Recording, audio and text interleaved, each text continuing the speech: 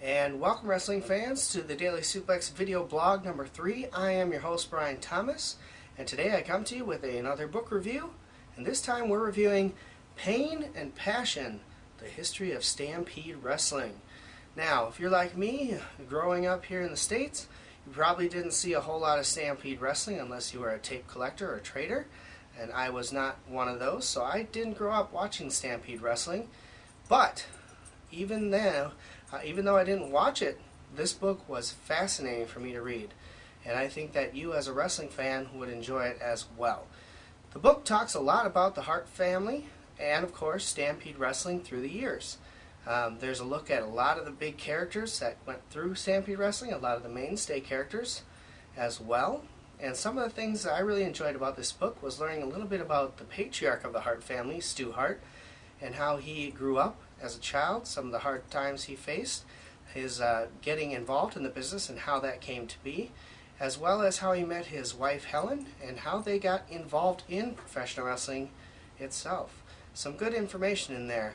It goes on to talk a lot about the Harts as a family, some of the struggles that they have gone through the years, such as the infighting after the death of the late Owen Hart, and some of the other things like that. And it also chronicles, towards the end, the new Hart Foundation, or the new Hart family members who are trying to make it in the wrestling business, namely being Harry Smith, son of Davy Boy Smith, and Teddy Hart, who is son of one of the daughters, and also Natalie Neidhart, who you see on your WWE TV now in the SmackDown Divas division. So, this is a very good read. They go through a lot of the old feuds, a lot of the old wrestling, as well as a lot of history on how Stampede came to be and how it got prominent.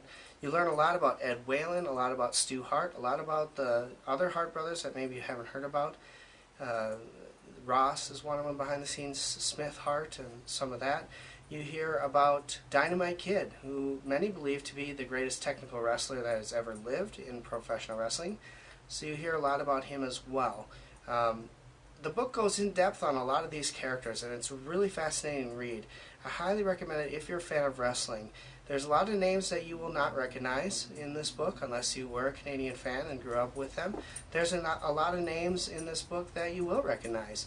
Names like Bad News Allen, who later became Bad News Brown in the WWE.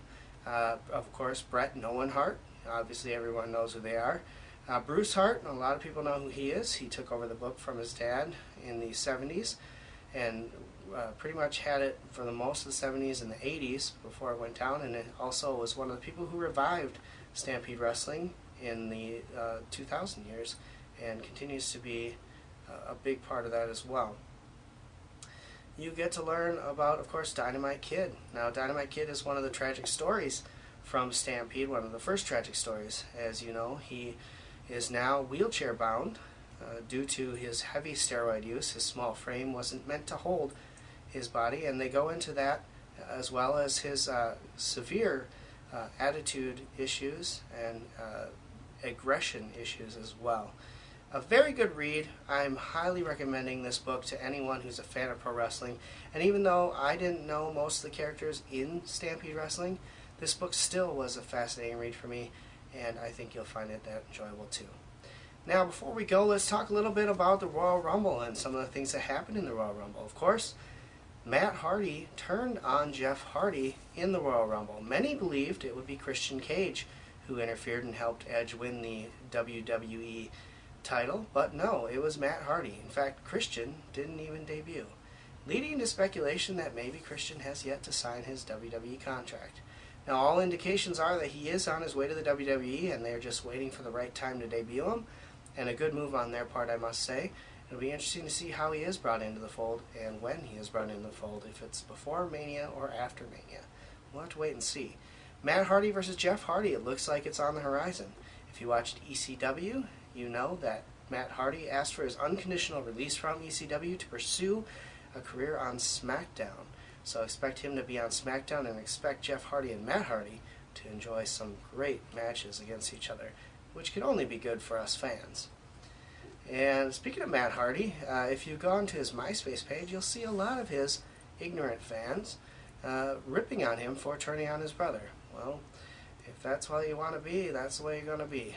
But you got to get your head out of your butt at some point, because let's face it, people, wrestling is not real. It's a storyline. Enjoy it.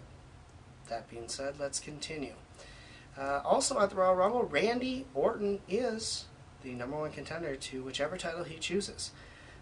Most would believe he would challenge John Cena for the title on the Raw brand, but that doesn't preclude him from going to the SmackDown brand and challenging there as well. He could challenge for the ECW title if he wants, but that would be a step down. I don't see him doing that.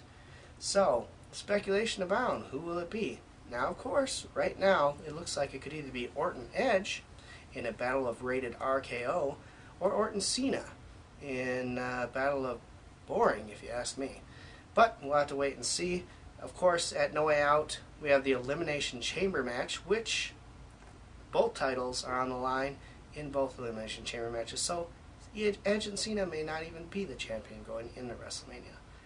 Tune into that to find out who Randy Orton will challenge. That is it for today. We hope to catch you on Sunday night. Of course, Super Bowl Sunday this weekend, so we will not be on the air live, but we will have a show. If you missed the Goldilocks interview from December of 2008, we'll be replaying that interview, so please tune in at 8 p.m. Central to the show to catch the Goldilocks interview. Of course, if you can't catch us live, always on iTunes. Just go to iTunes Store and type in The Daily Suplex, and you can subscribe to our show.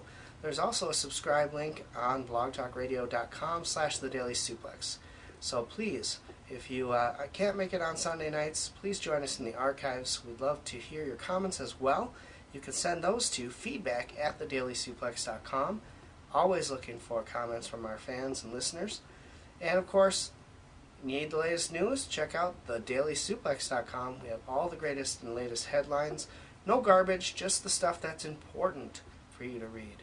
We don't tell you about what house shows are happening when, and which wrestler's going to appear on some independent show later on in the month. No, we only give you the dirt that needs to be told, such as, injury statuses, injury updates, television updates, things like that. We don't put the fluff in there. We only give you the stuff that you want to read. Hey, that's going to do it, and I'm glad you joined us for this video blog. We hope to see you next time, and we hope to see you in 2 weeks, live at 8 p.m. Central, as we look at TNA's Against All Odds pay-per-view coming up this February. Thank you for joining us, and we'll see you in the archives.